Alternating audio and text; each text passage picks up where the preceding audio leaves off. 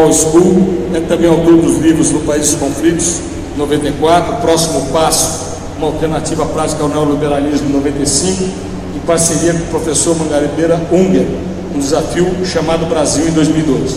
Ciro Gomes é uma hoje das principais lideranças políticas do Brasil, é pré-candidato a presidente da República, está aqui nessa condição de pré-candidato.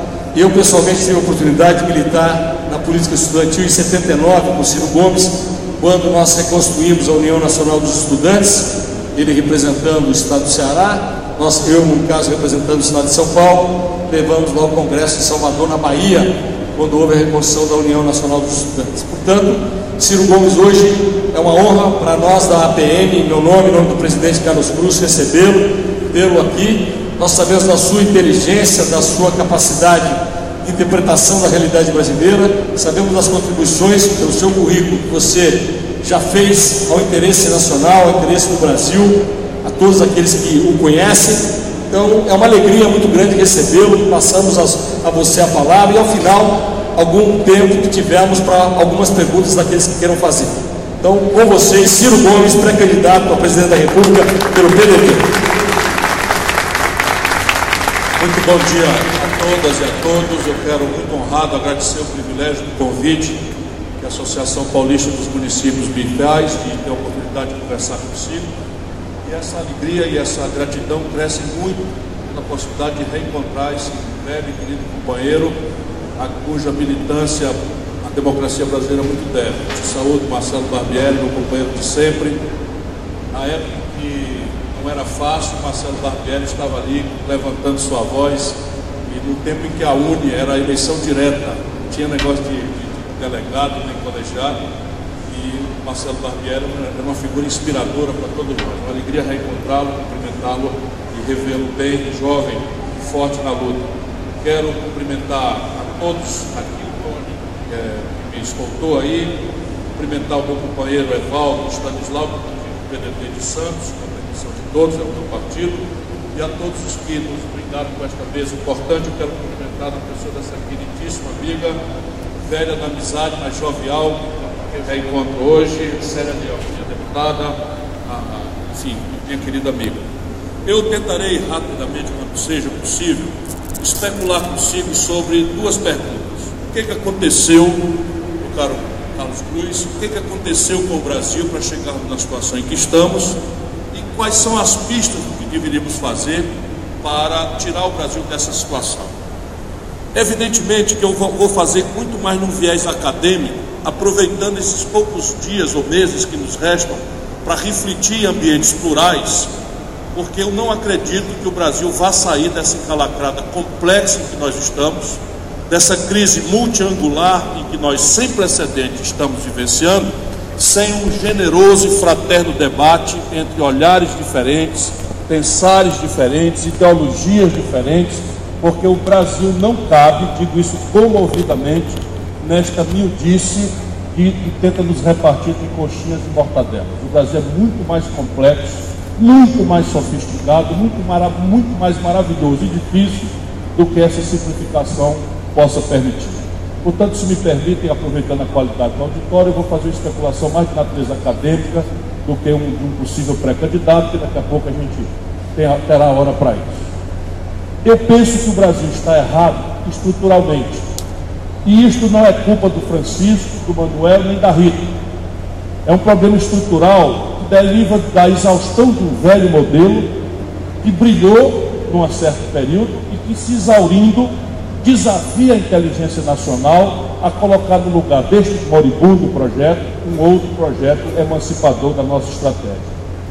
E aí, a premissa do meu olhar, naturalmente respeitando quem pensa diferente, é que as coisas estão estruturalmente erradas, e eu tento me socorrer em alguns números.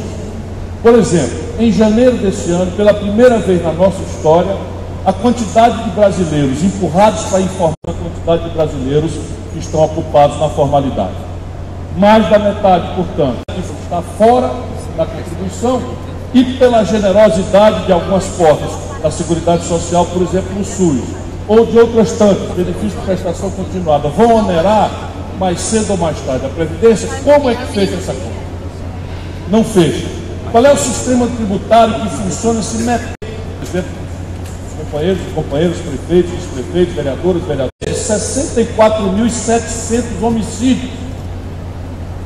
8% apenas deles foram investigados por absoluto colapso da estrutura do Estado de Direito Democrático, impotente e incapaz de acompanhar a frenética e complexa escalada da violência organizada, seja no narcotráfico, seus bilhões de dólares, seja nas facções criminosas cada vez mais audaciosas a comandar disputa e já passando para o estado de maturação de lavagem de dinheiro e tentativa de influir na superestrutura do Estado Nacional Brasileiro. E a percepção disso não provocou nenhuma inovação institucional nos últimos 15 anos em relação a esses fenômenos. As coisas estão erradas no Brasil, entretanto, se nós olharmos agora para não dar culpa a fulano, cicrano ou beltrano, se nós olharmos o ângulo da história. Em 1980, meus compatriotas, em 1980, que do ponto de vista do tempo da história, é ontem, o Brasil era a 15ª economia industrial do planeta. 30% da riqueza brasileira, o chamado PIB, eram extraídos da indústria. E na prática tem a relevância grave porque é quem paga os melhores salários, é quem agrega valor para as contas externas do país, é quem paga o maior volume de impostos para bem financiar as políticas públicas. 30% do PIB brasileiro, em 80, era a indústria. E hoje isso despencou para 11%. É o mais grave, complexo e veloz fenômeno de desindustrialização da história do capitalismo mundial. E o epicentro disso é São Paulo, porque aqui residia 42% da produção industrial do país quando esse fenômeno de deterioração econômica começou a acontecer. Vejam, para ter termos absolutos, em 1980 a produção industrial do Brasil equivalia à soma da produção da China, da Coreia do Sul, do Vietnã, da Malásia e de Singapura juntos, e ainda sobrava um tanto. Em 1980 a produção do Brasil superava a soma de todos esses. Só para vocês terem uma ideia, hoje a China tem um produto industrial 6,5 vezes maior do que o produto brasileiro. O que aconteceu? O que aconteceu é que de 80 para cá, talvez não cabe especular aqui com mais profundidade, especialmente pela qualidade do auditório, mas de 80 para cá, e aí isso nos permite olhar sem ângulo personalista de ninguém. Não existia a turma do Lula, não existia a turma do Fernando Henrique em 80. De 80 para cá o Brasil cresce a míseros 2% ao ano na média. A gente vai e a gente cai, a gente vai e a gente cai, mas na média, olhando com o olhar de médico, de cientista, a gente vê um paciente que cresce a riqueza a 2% ao ano, na mesma data em que a população cresce a 1,7% ao ano. Ou seja, o crescimento da riqueza por cabeça no Brasil, na prática, está estagnado desde o ano 80. Posso pedir um favor depois? Quando houve a ruptura do velho modelo pela alta unilateral de juros dos americanos, naquela crise de novo, é uma especulação para outra ocasião. Tirar uma foto, tipo assim, né? Quando estiver rolando as logomarcas, assim, durante o painel e tal. Nós estaríamos crescendo vegetativamente 0,4%, o que faria o Brasil levar ao redor de 80 anos para chegar no patamar de renda per capita dos países do Mediterrâneo. Na Espanha, aí eu preciso, tipo assim, que o pessoal que é mais chato é o pessoal dos Correios. Eles estão se deteriorando grave. Mas o Brasil ainda tem a pior perversão. Então, eles vão tirar, eles vão colocar do outro lado. Isso depois também diz das soluções estratégicas que nós vamos ter que amadurecer. Todas são complexas, nenhuma delas é fácil, nenhuma delas é trivial, mas todas são praticáveis diante da geografia econômica e do capital humano que o Brasil tem.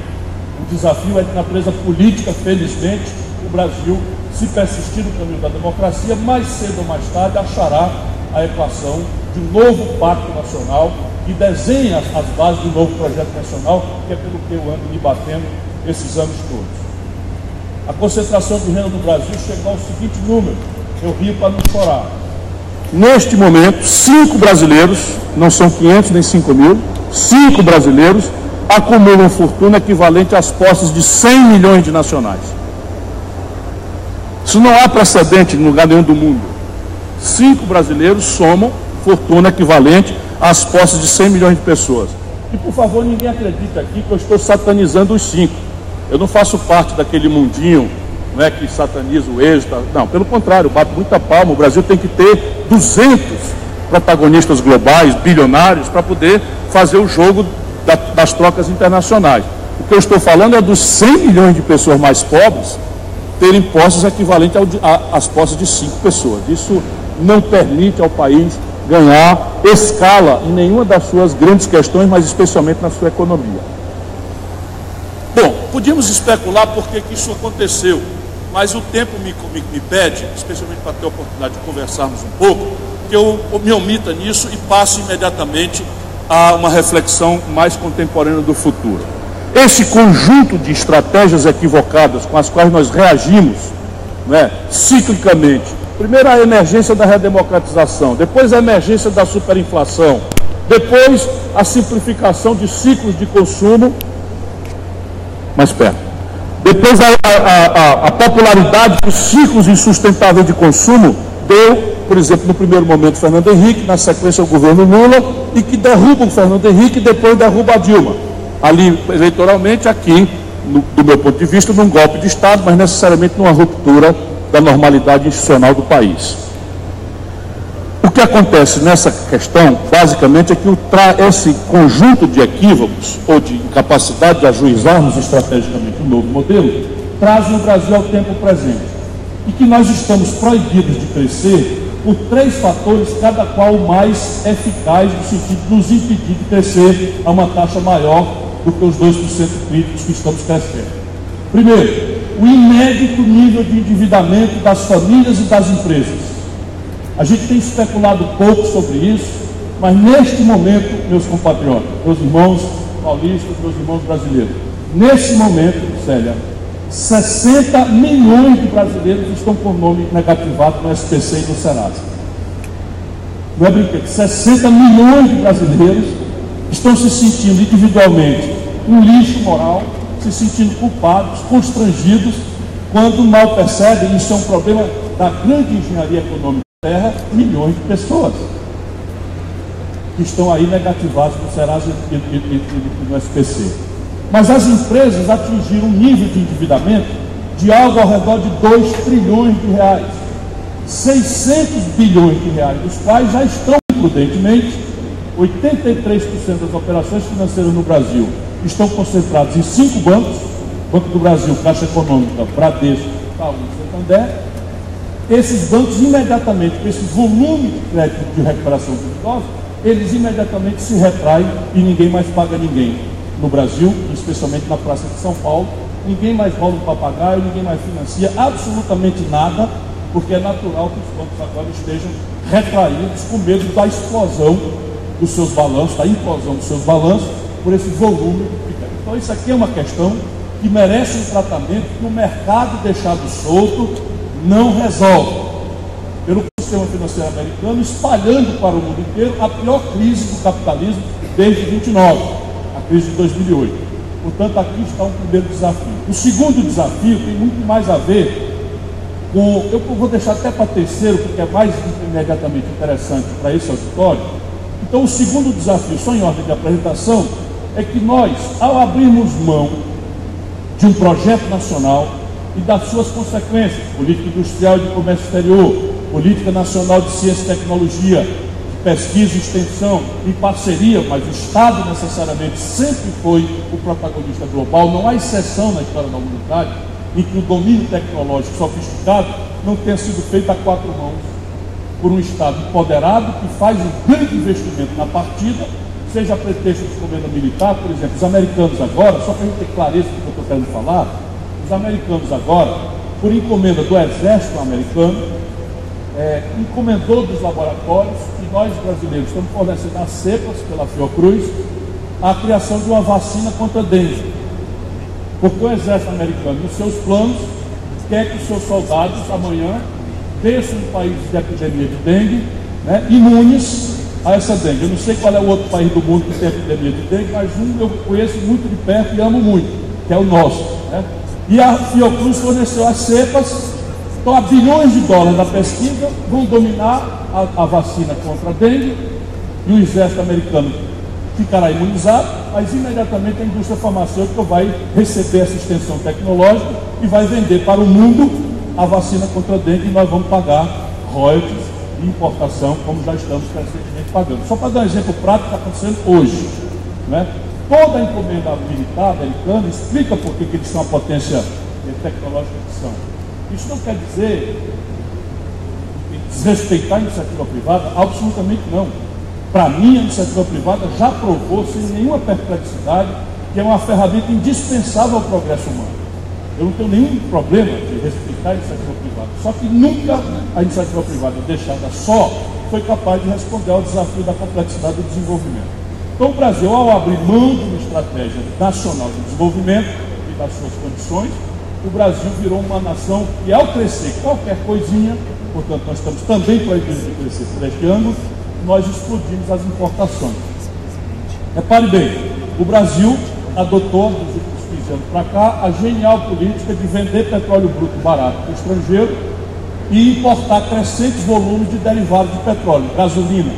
O óleo diesel queimado aqui nos ônibus de São Paulo, 60% estão vindo da América do Norte. Vê se pode uma coisa dessa, os semi-elaborados americanos exportando para nós e os empregos e o valor agregado ficando lá para eles.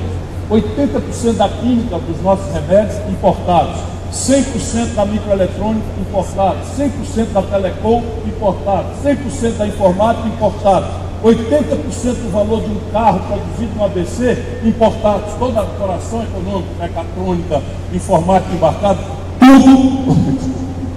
tudo importado. E isso, então, quando o Brasil cresce, explode o volume de importação e nós não temos como pagar. E a consequência disso é que, ciclicamente, a nossa moeda tem uma ruptura e se desvaloriza.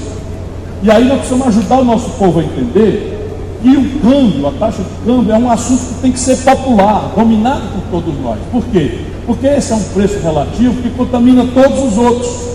Eu repito, a gente não compra dólar, mas a gente come pão. E domingo, se calhar, come uma pizza. Pão e pizza é trigo. O Brasil não tem trigo com suficiência, então nós temos que comprar o trigo do estrangeiro. Tudo que a gente compra do estrangeiro, a gente paga com dólar.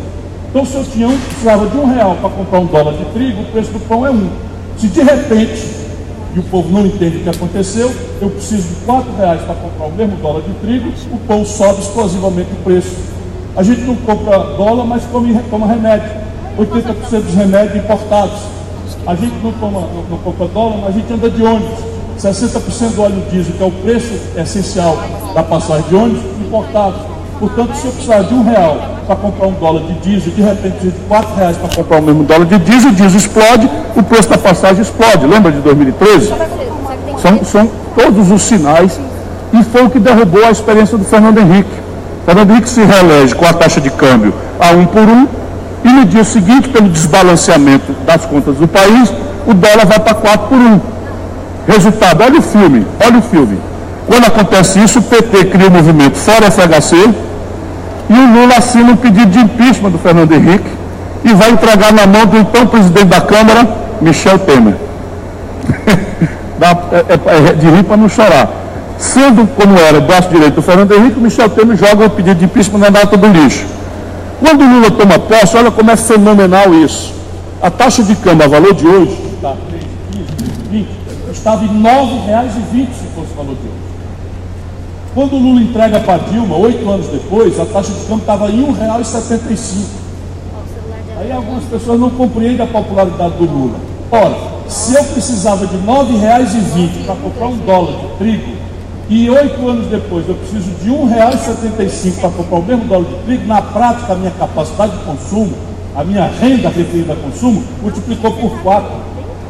E eu tendo a gratificar o governante que me deu essa coisa. Só que o país continuou se desindustrializando, saindo de 30% do PIB para 11% do PIB, e o Lula não quebra o Brasil. Por quê? Porque a China, no caminho inverso, se hiperindustrializando, compra bilionários volumes dos produtos tradicionais brasileiros e faz com que os preços vão lá para o espaço como nunca foram. Então, repara o número.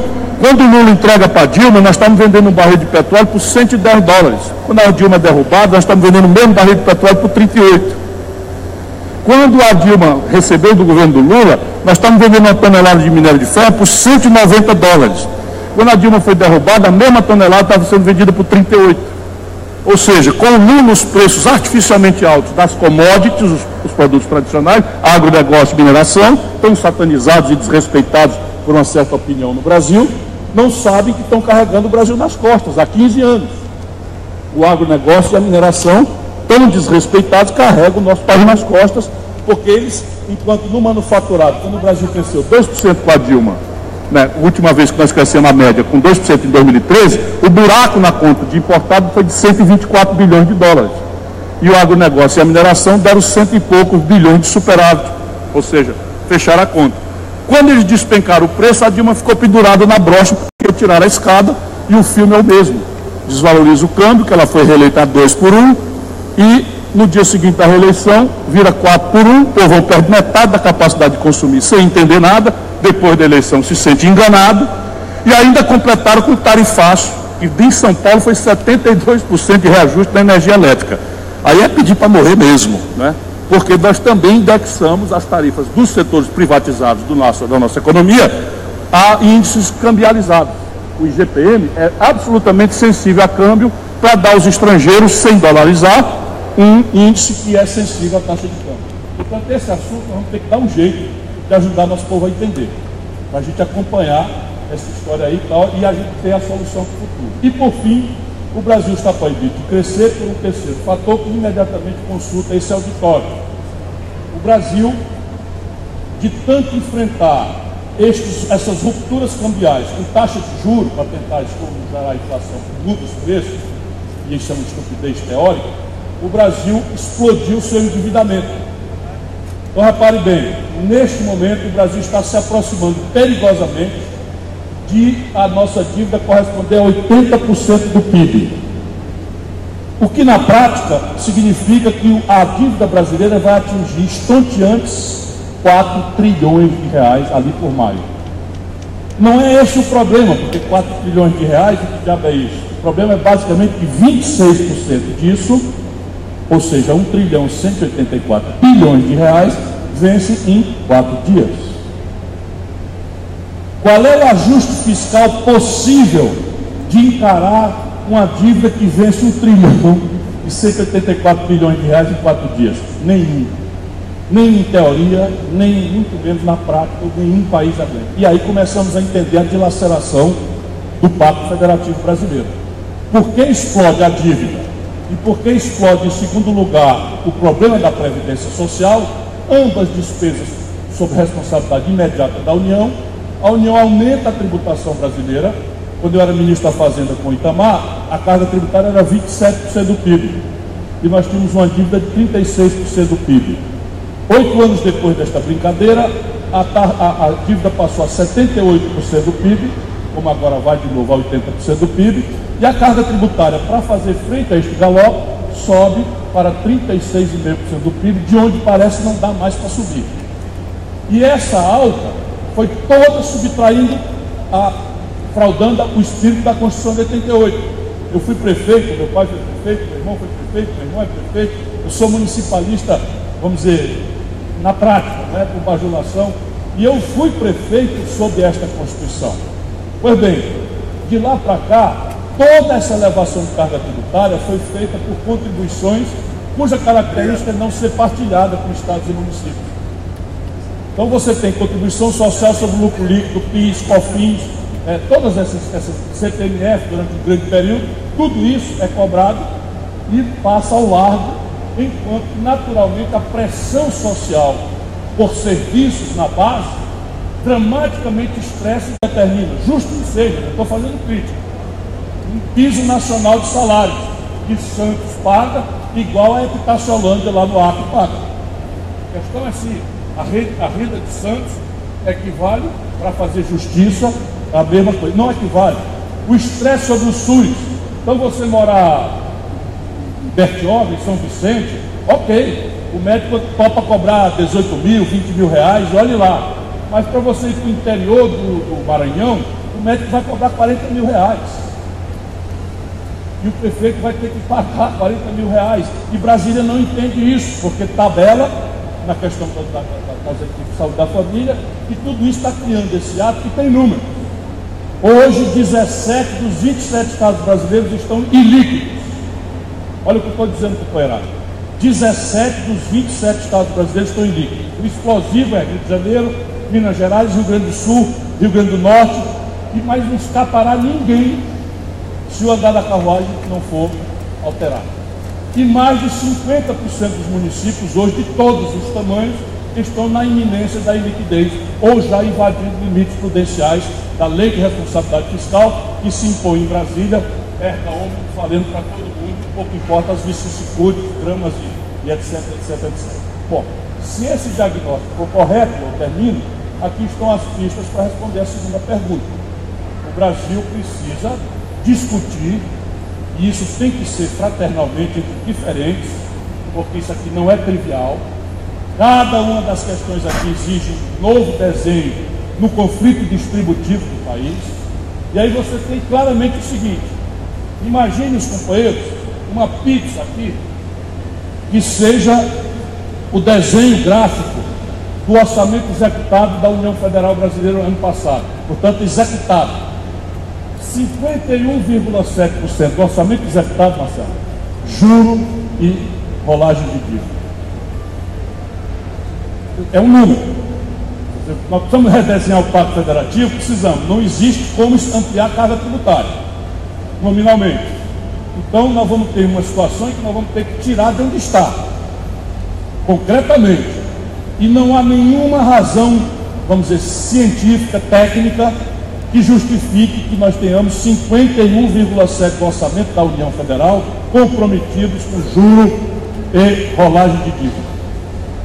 29% desse mesmo orçamento, Previdência Social, com uma disfuncionalidade interna nos 29%, que é o fato que 2% dos brasileiros levam, os beneficiários, levam quase 30% dos benefícios. A saber, os políticos, os juízes, os magistrados, os procuradores, que são a chibata moral, que querem governar sem voto, dando palpite, impondo autoritariamente sua vontade a prefeitos eleitos, quase a impedir a renovação da política nacional brasileira, o que exige um novo desenho institucional com o qual eu estou comprometido, porque eu sou professor de direito e este abuso não pode mais continuar fazendo o que está fazendo no nosso país. E para isso não pode ter rabo de palha, mas eu estou só dando aqui indicações do conflito distributivo. E aí vejam bem, sobram 21% para saúde, educação, segurança, porto, aeroporto, cultura, ciência, tecnologia, transferências municipais, transferências estaduais e tudo mais. Políticas afirmativas para deficientes físicos, política afirmativa para tudo mais, está confinado em 21% da execução do orçamento do ano passado. Esse é o desafio, companheira.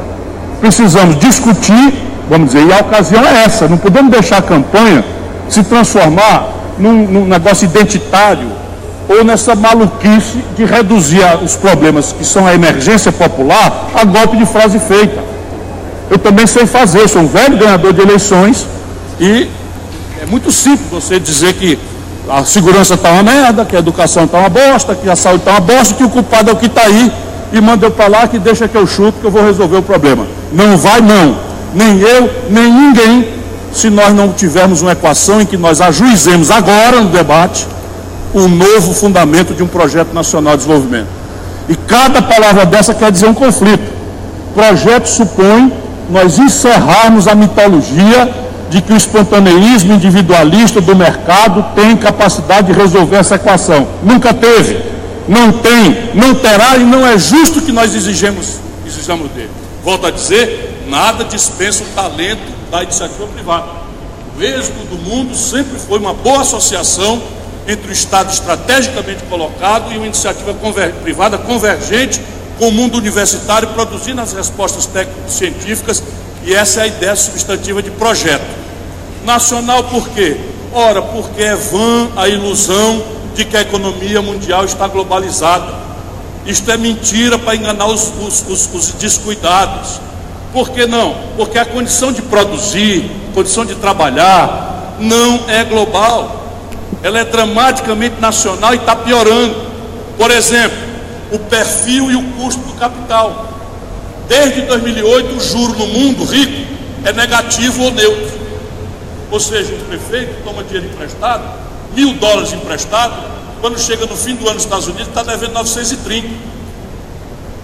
Ainda tem prazo de carência e tal. Aqui esse dinheiro não existe. O juro na ponta no Brasil é de 52%. E a pergunta simples é: qual é o negócio da economia real que paga 52% de lucro? É tão simples de entender se não fosse a interdição ideológica e poderoso interesse censurando isso, mas é simples. Qual é a roça, qual é o comércio, qual é a indústria que tem um lucro superior a 52% de maneira a pagar o juro médio que os bancos brasileiros impõem à nossa economia real? Não existe esse negócio, pelo menos no plano da legalidade. Consta que cocaína talvez, né, possa remunerar isso, e talvez por isso o narcotráfico esteja navegando tão folgadamente de braçada. Segundo, o componente tecnológico. Hoje a decisão de consumo do Brasil é a mesma decisão de consumo de um europeu, do norte-americano, do chinês, ou do fundão da África. É o nosso jovem desespiritualizado, imaginando que ser feliz é portar os elementos simbólicos do êxito social que são referidos a consumismo. É o celular de última geração, é o material novo, né, o meio de diagnóstico médico, a química fina de última geração. Isso não é trivial e nós não sabemos crescentemente produzir isso. E a tecnologia não é um domínio global, pelo contrário, com interdições cada vez mais sofisticadas de lei de propriedade intelectual, a tecnologia está virando um novo gueto da humanidade, até dentro de países ricos. Hoje já há um estresse muito grande, por exemplo, nos Estados Unidos, em relação aos modos e práticas e ganhos daquele enclave que é o Vale do Silício lá na Califórnia. O funcionário do Google não tem expediente, ganha por ideia que tem, passa o dia todo jogando ping-pong, e o trabalhador mexicano que está lavando uma mesa, um prato num restaurante do outro lado da rua, ganha nada, e está olhando aquele exemplo. Portanto, isto não é trivial. E do terceiro, que a China vai impor, e o Brasil tem que olhar, nacional, porque a escala é diferente. Uma calça jeans produzida em 1 bilhão de unidades numa fábrica da China chega mais barato na Sulanca de Caruaru do que custa produzir a mesma calça lá. Porque é óbvio de entender, quanto mais eu produzo, mais eu reduzo o meu custo de produção relativamente, e eu posso reduzir meu lucro a uma fração de centavo, porque eu vou ganhar bilhões de fração de centavo pela quantidade. No Brasil, 7 em cada 10 empregos vem de pequena empresa, que por definição trabalha em pequena escala. Portanto, nós precisamos entender de novo a questão nacional. Não por condições de produzir no Brasil, tem que ter alguma equipotência com as condições do competidor internacional. E por terceiro, desenvolvimento. Hoje eu digo a vocês com muita segurança, o Brasil não tem nenhum compromisso com o crescimento, nenhum. Se nós adotamos uma trempe de economia política, que é meta de inflação, câmbio flutuante meta de inflação, câmbio flutuante e superávit primário, esse conjunto de políticas articulado não tem em nenhum lugar do mundo. Isto praticado gera o que nós estamos vendo. Simplesmente o país não cresce. E na medida que cresce, quebra ciclicamente. E isso também pode e deve ser mudado, volto a dizer, na ambiência de um projeto nacional de desenvolvimento que estabeleça, pelo menos se não for consenso, que seria o ideal, uma forte hegemonia moral e intelectual para que o país mude. Porque eu brinco sempre, quando você passar aí numa estrada rumo a Pindamonhangaba, onde eu nasci, e vi um tatu em cima de um topo, pode apostar que alguém botou.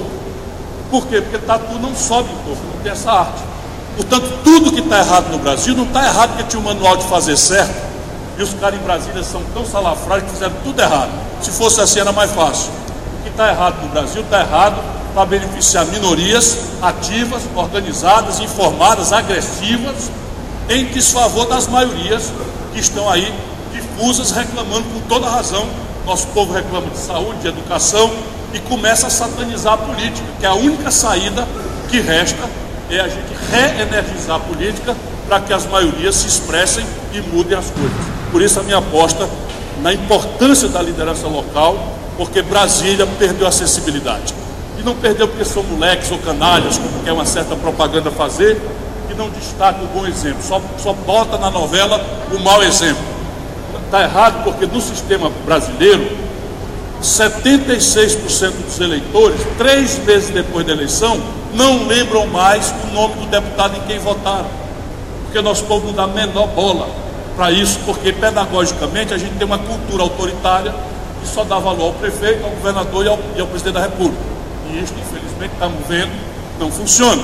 Mas, ó, está tudo na nossa mão. Vamos lutar. Obrigado por sua atenção.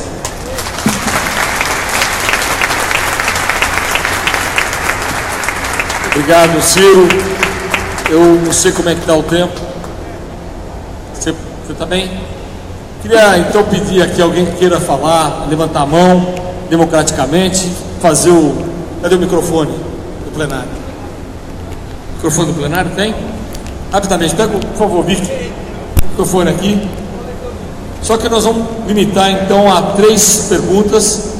1, 2, mais alguém? 3. Já tem 5. Então 5, tá? Rapidamente, 1 minuto para cada pergunta, por favor. Obrigado. Se identifica quem é, por favor. Vereador Etelvino da cidade de São Paulo. E para o Ciro só uma coisa, o Ciro anotar as perguntas e responder de uma vez só, pode ser, Ciro? E aí você tem seu horário também. Obrigado, governador Ciro. É uma satisfação estar aqui, ter essa aula que o senhor está nos dando. Senhor Ciro, eu gostaria, dentro dessa experiência do senhor política, rapidinho, 2 perguntas. O senhor falou que o nosso país, nos anos 80, tinha uma capacidade industrial de 30% e hoje nós perdemos. Na época de 80, o nosso governo era ditadura. Eu gostaria, como que o senhor enxerga essa situação?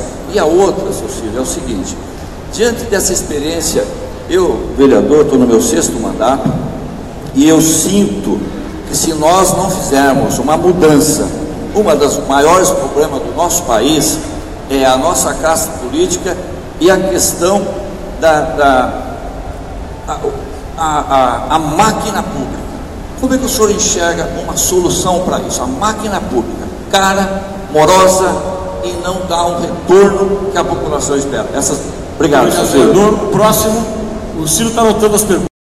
Se identifica, por favor, 1 minuto para a pergunta. Ciro, bom dia, boa tarde a todos. Eu estou vereador de 2º mandato do PDT na cidade de Hortolândia, que é a região metropolitana de Campinas. 2 perguntas. Uma, a questão da desnacionalização, das privatizações, das estatais brasileiras sendo privatizadas. A outra é, teremos eleições de fato esse ano? Corre o risco de não termos eleições, presidente? Seriam essas 2 perguntas. Obrigado. Obrigado, vereador. Próxima. Oi, Ciro, tudo bem? Eu sou o Bill Popesco, de Peruíbe, da Associação Comercial. Eu queria saber sobre o meio ambiente, se os ambientalistas hoje não são uma dessas minorias violentas que você colocou, ou se estão sendo usados dessa forma, e como você pretende tratar desse ponto, que eles estão atrapalhando realmente o desenvolvimento da indústria nacional, do agronegócio, de todos os setores nacionais. Obrigado. Próxima. Se identifica, por favor. Boa tarde, doutor Ciro Gomes. Eu sou o Gildo Panela, sou da cidade de Assis, sou vereador de 1º mandato e atuo lá como vice-presidente da Câmara também. O senhor abordou todos os assuntos aí praticamente e deu uma solução também para eles. Eu gostaria de saber do senhor a respeito da corrupção, desse dinheiro que o pessoal desvia aí, se você vê um problema para nós corrigir esses problemas que existem aí em todo o segmento do nosso país. Muito obrigado, vereador. A outra pergunta era sobre isso também. Então são as 5 perguntas. Eu passo a palavra então ao pré-candidato Ciro Gomes para responder.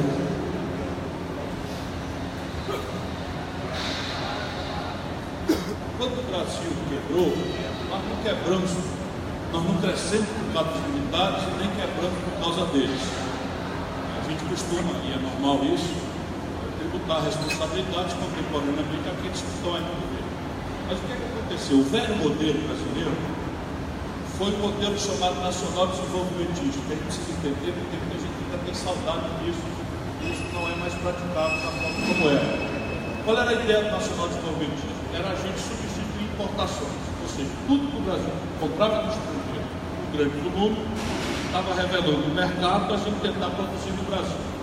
A nossa burguesia, na data, depois de 30, depois pós-guerra, 46, são os 2 momentos ricos politicamente dessa concepção, e que estavam inspirados no New Deal, no Roosevelt dos Estados Unidos e na recuperação extraordinária da Europa, pós-guerra e do Japão. Então, nossa burguesia era uma burguesia rural, latifundiária, escravista, e muito desconfiada politicamente dessa novidade. A história de indústria parecia um deslocamento da elite do campo para a cidade. Então nós nos demos a tarefa de produzir artificialmente, ou tentar produzir artificialmente uma burguesia nacional. Tivemos algum êxito nisso, né, mas nos descuidamos de vários problemas. E esse modelo dependia de dois fatores que sumiram da humanidade. Primeiro, era capitais estrangeiros de longo prazo muito baratos. Então o Brasil passou 30 anos contratando crédito estrangeiro, a 3 anos de carência, 12 anos de prazo para pagar e juros de 3% ao ano. Muitos contratos têm essa característica. Em 80, houve uma crise no mercado dos Estados Unidos e eles explodiram essa taxa de juros para 28, 29, 30%. Todos os países que tinham montado suas estratégias, dependendo dos fluxos internacionais de capital de longo prazo barato, quebraram. E o Brasil quebrou por causa disso. O que acontece? Nós temos uma emergência. Marcelo Barbieri, eu e muitos de nós aqui, já precocemente agarrados na luta de redemocratizar. Então nós não quisemos dourar a pílula. Não tem negócio de reconhecer que tem um fator externo. Nada disso. A culpa é dos militares, devolve a democracia que a gente resolve. Isso gerou um cacoete, mas para unir o espectro de democrático do país, a gente precisava tornar quase vil, ou pelo menos dramaticamente superficial, a agenda. E repare, a reunião de Antônio Vilela, o Cidade de Alagoas, Franco Montoro, democrata cristão, Ulisses Guimarães, um católico fervoroso, mais Luiz Carlos Prestes, comunista egresso da União Soviética, João Amazonas do PCdoB, Miguel Arraes, Leonel Brizola na mesma sala. Se a gente fosse discutir a economia política, quebrava o pau nessa reunião e não tinha segunda. Então nós achamos um ponto de convergência que era assim, não era trivial não, anistia, eleição direta e constituinte, exclusivo. E nós ganhamos todos. Eu tenho visto os jovens que estão aqui, estão descrentes na política, mas a nossa geração, companheirada, nós ganhamos todos e entregamos ao país. Portanto, é a política que vai produzir o milagre de libertar o Brasil de novo. Foi no passado, quando pareceu muito importante. Essa elite, né, derivou para a eleição da Tancredo Neves, que era um cara que sabia o que estava acontecendo. Ele sabia muito bem, foi ministro do João Túlio, sabia da engenhoca nacional desenvolvimentista, sabia da dependência, e a outra perna é a tecnologia. Então, quando a gente partia, a gente ia imitar uma tecnologia que já estava vivendo no mundo há 10 anos, a gente chegava 10 anos atrasado e passava mais 10 junto com a ponta, porque a tecnologia passava muito devagar. O capital muda e a tecnologia agora tem uma velocidade de alta velocidade, de complexidade dramática, que nós não entendemos isso. Quando o Tancredo se elege compreendendo o que está no jogo, morre. Essa é a tragédia. E aí nós, democratas, tivemos que segurar o Sarney, porque o Tancredo era respeitado pelos militares e tinha feito todas as tratativas de bastidor necessárias, e nós nesse momento perdemos essa atitude, não temos mais bastidor. É impressionante como a política virou uma coisa estúpida no país, não tem mais bastidor, tudo é feito em tempo real, na frente da televisão, a mentira também, a simplificação grosseira. O fato é que o Sarney a gente tinha medo. O Sarney era considerado pelos militares um traidor. Então corremos ali, esquece o problema de desenvolvimento, segura o homem. Resultado, ganhamos o prêmio, mas a inflação veio pelo preço desse colapso. Aí a nova emergência é a inflação. Antes era a democracia, então não tem mais debate sobre o projeto do país. Agora vamos todos contra a inflação. Aí tenta polo, tenta não sei o que, Henrique acerta a mão para o camar e faz o real. E aí, ao invés de levar o real, é mais ou menos um antipirético, mas acabamos a febre. Mas a doença estava lá, que era a desindustrialização, etc. E a febre acabando, gerou tanta popularidade que o doente, ao invés de ser popular, leva para o funk, o baile funk. Né? E aí dá-se passagem ao Lula, e de novo, a tragédia brasileira, nós optamos por ciclo de consumo que não se sustenta como eu descrevi. Portanto, a máquina pública, que é a segunda questão, ela tem uma ineficiência intrínseca. E nós temos que ter um debate nisso. Mas é muito mais de manualização, de controle social do que de tamanho. Eu vou na contramão do sensitivo, do intuitivo no Brasil, que é uma máquina inchada e deficiente de corrupta. Porque os sintomas disso são muito graves. Mas há indicadores para nos classificar a inteligência, e não a ideologia, que mostram, por exemplo, a quantidade de médicos por habitante. O Brasil está abaixo. O número de vagas por garotos de 18 a 25 anos na universidade. O Brasil tem metade da Colômbia. As Forças Armadas, em proporção do PIB, nós temos abaixo dos países do mesmo tamanho nosso.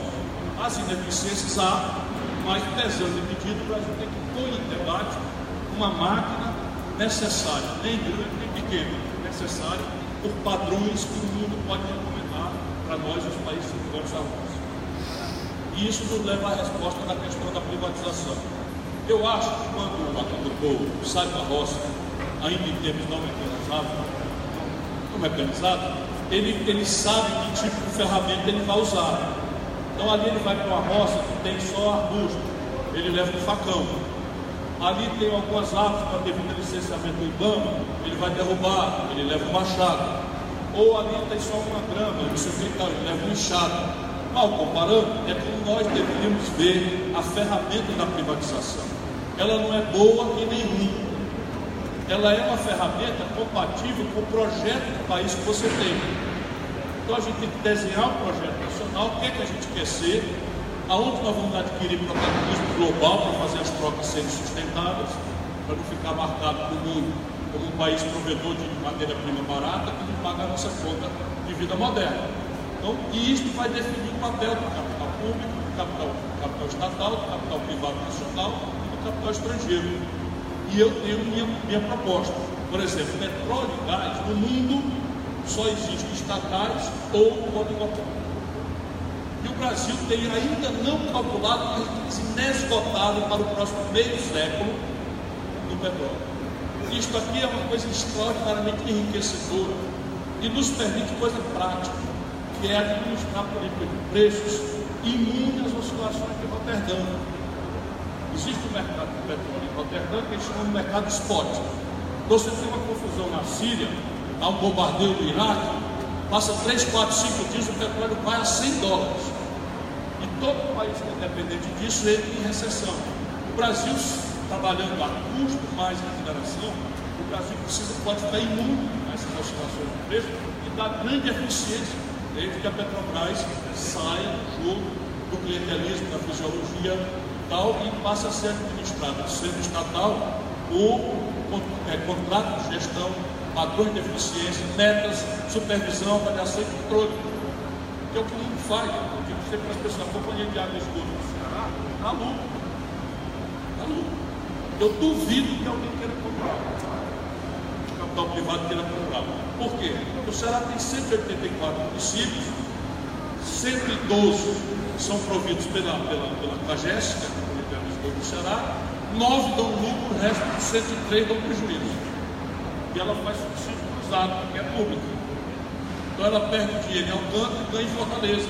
Perde dinheiro, ganha em Juazeiro, perde 10 municípios, mas paga.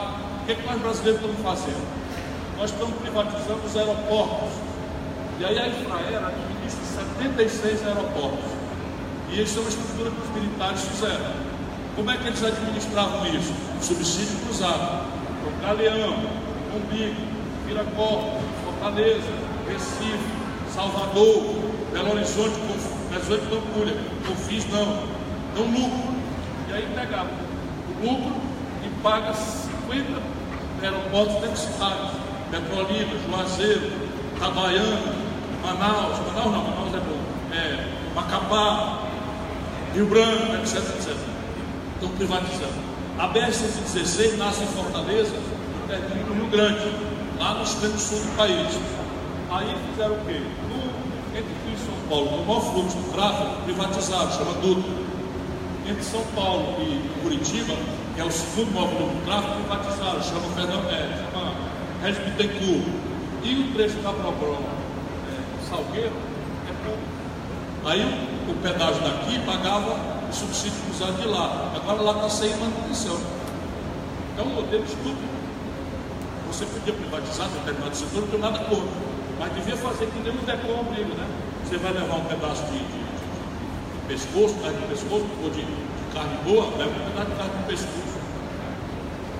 Para compensar. Então, essa é a ideia. Definir um projeto nacional e especializar quais são os papéis de cada estado.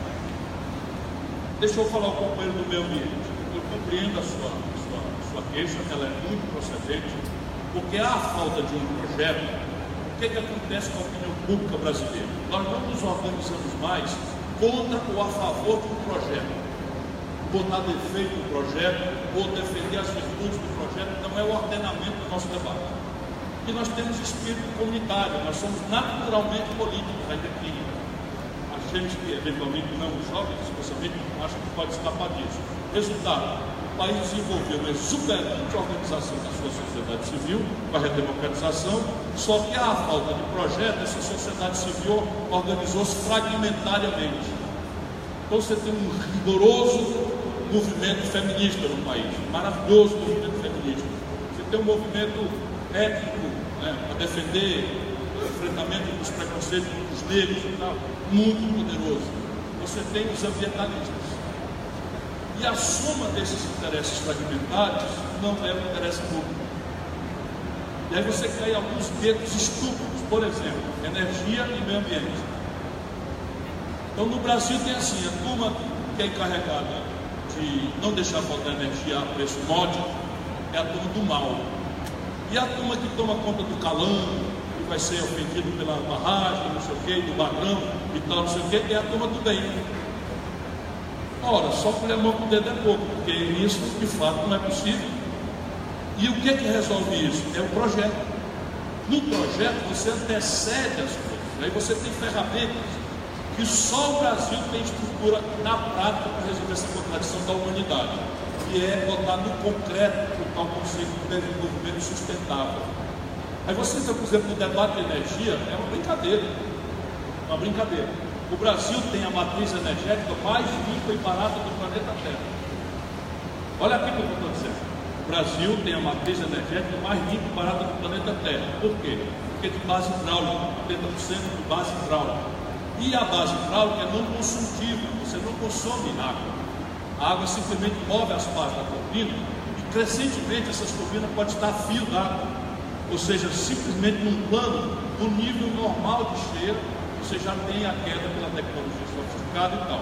Ora, se isto é verdade, então eu caio no que os filósofos chamam de silogismo. É uma coisa assim, é um brete, sabe o que é brete no interior? Você bota um carro ali naquele corredorzinho para ferrar, para fazer o sensoriamento remoto e tal. É um brete. Então a matriz energética mais barata, a hidráulica é. Então eu tenho que cair na hidrologia do país. E na hidrologia do país, que fui desenhando com Deus há milhões de anos, né, eu tenho a questão do aclive e declive para a geração de carga. Aí eu chego num ponto, outro lado. E aí eu localizo. Então no fim tem Belo Monte, Santo Antônio, Giral, que são as três grandes hidrelétricas, uma violenta crítica, um antagonismo pesado. Ora, Belo Monte é dessas usinas a fio d'água. A cota máxima de Belo Monte é a cota da cheia natural do rio, ou seja, você não desalojou uma família. E aí fica a turma. E a Marina, por exemplo, ilustre amiga, ilustre competidora, queria que o Lula assinasse uma convenção internacional declarando que a energia hidráulica é não renovável. E aí traduziria na variável de competição global nossa uma insustentabilidade, que eles viriam acusar nossa produção de ser sustentada por energia suja. E esse é o nome do novo protecionismo. Então nós temos que achar esse caminho. E desenvolvimento sustentável se faz zoneamento econômico e ecológico. Aqui pode, aqui pode. E enforcement, uma palavra em inglês, que nós não temos, mas é fazer a lei negar. Fazer a lei negar. Isso é que é o grande problema brasileiro. Corrupção. De novo, eu me refugio numa certa ciência, porque a corrupção cansa. É um flagelo, menos, e estava na pergunta isso, pela montanha de dinheiro importante que desvia, que já é importante, mas acredito, meus companheiros, a gravidade da corrupção não é tanto a montanha de dinheiro que se desvia, que já é em si muito grave. É um mau exemplo. É a introdução da inconfiabilidade orgânica do povo na sua representação política e na própria linguagem da democracia, que é a política. Porque isso é o que se noveliza em tempo real, porque isso é um trabalho. Para passar a ideologia neoliberal, você tem que desmontar o Estado. E para desmontar o Estado, você tem que desmoralizar os seus agentes, a saber, servidor público, político, tem predileção. Então, é generalizado no mundo inteiro, que tem experiência internacional, é a mesma cantilena. Pega o mau exemplo e noveliza como se fosse sintomático de tudo mais, de maneira que todo mundo é pilantra, então na política é bandido, etc, para isso, para atender o interesse da verdadeira corrupção, essa legalizada, nacionalizada, etc. Portanto, nós precisamos enfrentar isso. De que ponto de vista? Nos levantamentos das entidades internacionais ocupadas do assunto, o nosso país está num desonroso, porém, 76º lugar na corrupção. É muito desonroso, por favor, ninguém pense atualizando nada, mas o Brasil está no ranking internacional, no 76º lugar do país mais corrupto do mundo. Então, tem 75 países mais corruptos do que nós, o que não justifica nenhum nível de corrupção, mas também não precisa estar se autoflagelando, se automutilando, espalhando a descrença e a desconfiança da juventude na política numa essência possível, tal, porque isso é um jogo contra o interesse nacional e o interesse popular. E onde é como é que se enfrenta a corrupção? Exemplo permanente de inovação institucional. Agora, a grande corrupção é luta perdida enquanto a humanidade privilegiar, fazendo retórica contra paraísos fiscais. Eu agora fui em Sussex, na Inglaterra, fazer uma palestra, e eu sou sincero, tá, mas eu fico meio mexido quando toco no Brasil assim de forma mais agressiva. Eu posso falar do meu país, mas estrangeiro eu fico meio inquieto. Aí o professor disse, o grande problema da corrupção no Brasil e tal. Aí eu lembrei, não, foi na França. Aí eu lembrei que o texto do Sarkozy está respondendo de corrupção eleitoral, e lembrei que a França foi honesta paraísos fiscais aqui nas Antilhas, aqui no Caribe. Como a Inglaterra tem seu paraíso fiscal nas Ilhas Virgens Britânicas, como os americanos tinham um sistema de paraíso fiscal nas Bahamas. Então, enquanto houver paraíso fiscal, não há como, no limite, você revelar corrupção. Simples assim. Contrabando de arma. O Brasil não produz fuzil AR-15, quem produz fuzil AR-15 são os americanos. E nós já capturamos mais de 1000 fuzis AR-15 nos morros do Rio de Janeiro. Vai dizer para mim que as agências antiterrorismo, que as agências de segurança interna dos Estados Unidos não sabem para onde estão indo, por qual caminho estão passando esses milhares de fuzis para o mundo e para o Brasil? Claro que sabem. Estão de olho fechado porque grana, meu filho. É esta a grande questão. Então, não venho dar lição moral do Brasil, não, porque esse aqui, pelo menos, sabe o que é que a teoria toca. Isto dito, os brasileiros vão tratar disso, por exemplo, de permanente inovação institucional.